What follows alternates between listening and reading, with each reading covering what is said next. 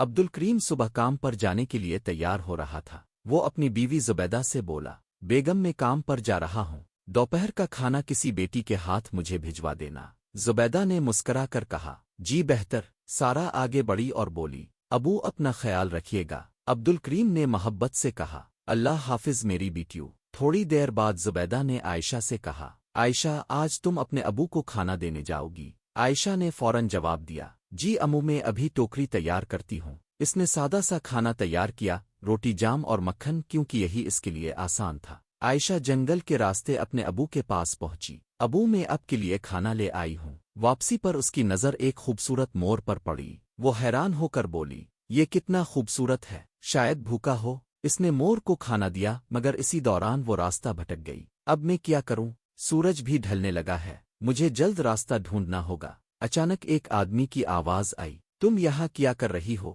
عائشہ گھبرا کر بولی، میں راستہ بھٹک گئی ہوں۔ اس آدمی نے کہا، آج کی رات تم یہاں ٹھہر سکتی ہو۔ عائشہ نے چونک کر پوچھا، لیکن آپ کے پیچھے یہ آنکھیں کس کی ہیں؟ وہ مسکرا کر بولا، یہ میرے معصوم پالتو جانور ہیں۔ وہ دراصل جادو زدہ انسان تھے۔ ادھر زبیدہ پریشان تھی، میری سب سے چھوٹی بیٹی مریم نہ جانے کہاں ہوگی۔ سارا نے کہا، کل میں ابو کو کھانا دینے بھی جاؤں گی اور عائشہ کو بھی ڈھونڈوں گی۔ وہ مور کے پیچھے گئی تھی اور واپس نہیں آئی۔ جنگل کے گھر میں عائشہ سے کہا گیا، ہم سب بھوکے ہیں، ہمارے لیے کھانا بنا دو، پھر میں تمہیں تمہارا کمرہ دکھاؤں گا۔ عائشہ نے سادہ سا کھانا بنایا۔ جب اس سے پوچھا گیا، کیا تم ہمارے جانوروں کے لیے کھانا نہیں لائیں؟ وہ شرمندہ ہو کر بولی، میں سمجھی تھی صرف اب کے لیے ہے۔ یہی سب کچھ اگلے دن سارا اور پھر مریم کے ساتھ بھی ہوا۔ تینوں بہنیں ایک ایک کر کے اسی گھر میں آتی رہیں، سب نے جانوروں پر رحم کیا، سب نے بھوکے دلوں کو کھانا کھلایا۔ ایک صبح سارا کی آنکھ کھلی تو وہ حیران رہ گئی، اوہ میں کہاں ہوں؟